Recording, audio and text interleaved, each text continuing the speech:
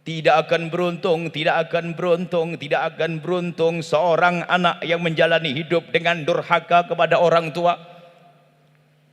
Biarpun dia ditolong oleh jutaan manusia, maka dia tidak akan beruntung. Siapapun durhaka kepada orang tua, maka dia akan beri kehancuran dalam hidupnya, kesusahan dalam hidupnya.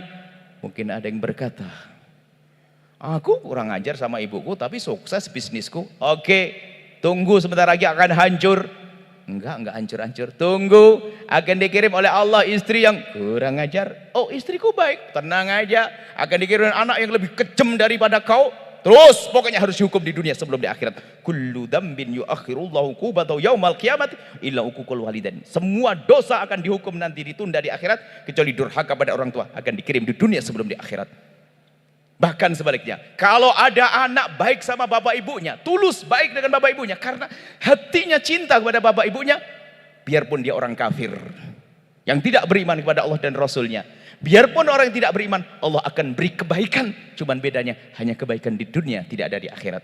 Seorang non muslim yang dia baik sama bapak ibunya, tunggu dia bakal lestari hidupnya di dunia, tapi bukan di akhirat. Hati-hati. Ini contoh akhlak. Fahami makna akhlak. Jika bertemu dengan orang tuamu, kurangi ibadah kepada Allah. Wajib-wajib dulu deh, urusan sunnah nanti dulu. Senangkan ibundamu, senangkan ayahandamu. Dan di saat kau dengan orang tuamu, wahai anak-anakku, biasakan melihat ke bumi, jangan sering melihat ke langit. Agar ada tawadhu. Coba kalau kau amalkan ini, indah. Dan kau pun senang punya anak seperti itu. Karena memang ini indah. Belum lagi ada keberkahan. Indahnya hidup nanti karena berbakti pada orang tua. Berbakti yang sesungguhnya bukan basa-basi. Bekti yang sesungguhnya. Oh indah. Kalau tiba-tiba ini siapa tahu tiba-tiba jadi presiden selamat, jadi menteri selamat, jadi saudagar selamat. Karena kau berangkat dengan bekti kepada orang tua. Fahami makna akhlak ini.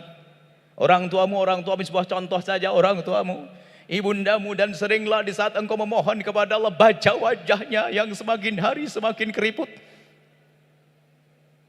Pandangan kabur, tubuh membungkuk, rambut memutih, jalan tertatih-tatih. Itu ibunda kita, ayahanda kita. Pun demikian kadang kita begitu kejamnya main perintah kepada orang tua. Pulang Jumat berangkat Ahad. Karena kuliah katanya mau jadi calon dokter, calon insinyur, calon ini, calon itu. Akan tapi ternyata akhlaknya, mama besok jangan sampai tidak ada yang disetrika ya. Semuanya harus beres ma. Pokoknya sebelum, ente ini anak apa ini? Anak jin kali itu.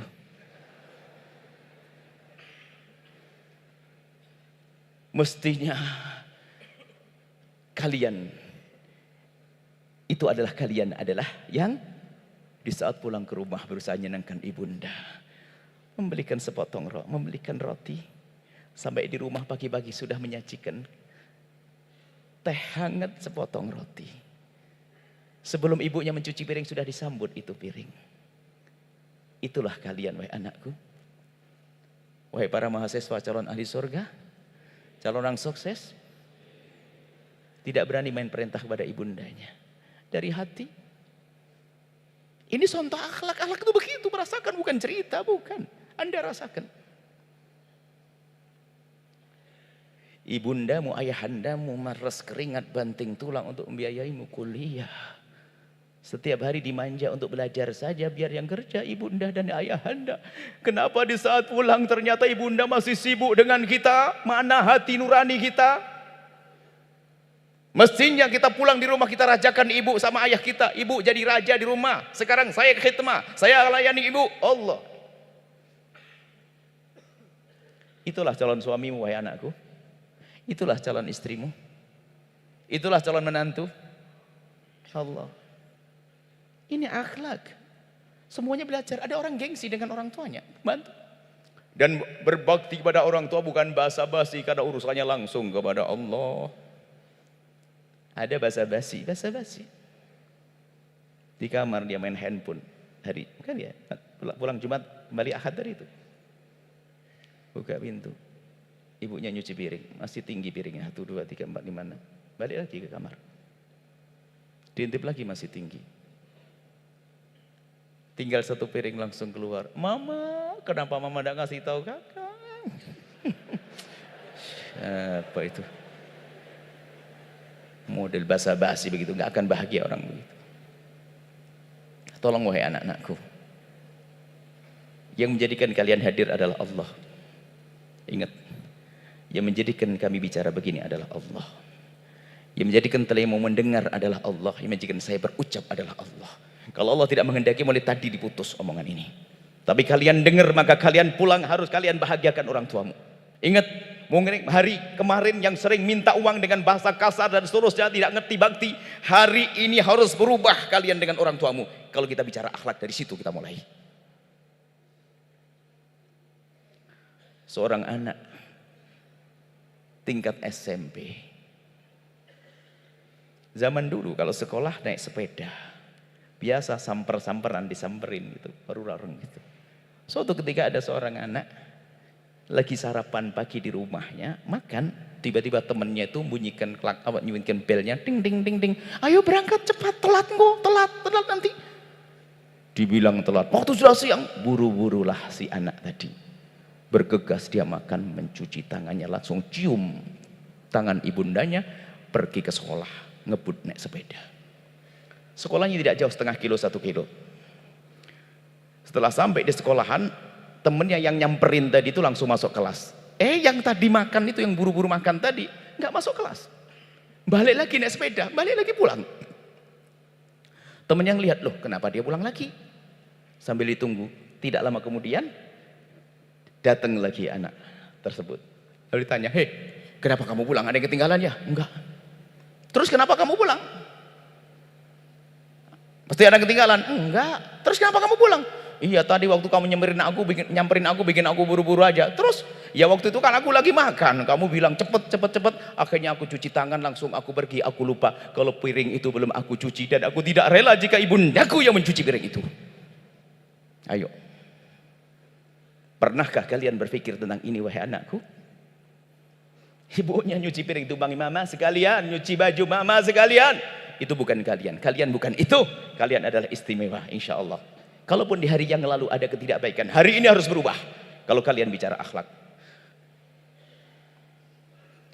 Dan kalau kalian bisa berbakti hari ini, Allah akan kirim anak-anak yang jauh lebih berbakti daripada kalian. Hidupmu akan lebih indah nanti. Hari ini orang berpikir bagaimana menyekolahkan anak, mendidik anak agar sukses. Sebenarnya di balik kesuksesan itu, dia ingin numpang di kesuksesan sang anak agar merawatku, kan begitu? Tapi ketahuilah, kalau kita mulai dengan berbakti kepada orang tua, baik dengan orang tua, mau tidak mau nanti akan dibalas oleh Allah dengan anak-anak yang sangat memuliakan kita. Itu di dunia, baru di dunia, belum di akhirat. Ini bicara akhlak. Bukan sekedar teori akhlak, harus kita rasakan. Dan ingat, bicara akhlak nggak oleh nengok orang lain. Aku.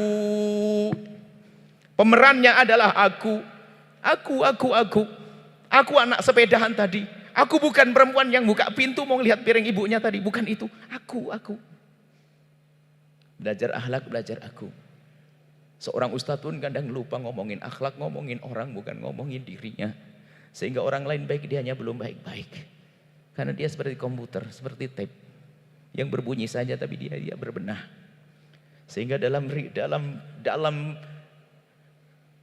tausiyah para ulama selalu mengatakan anfusakum, usikum wa nafsi bitaqwallah.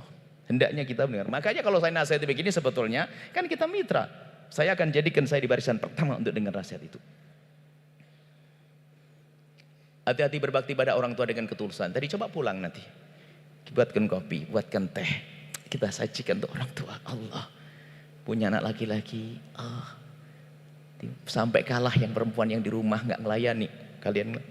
Kalau sudah orang tua ridho, dibuka pintu langit, doa dikabul.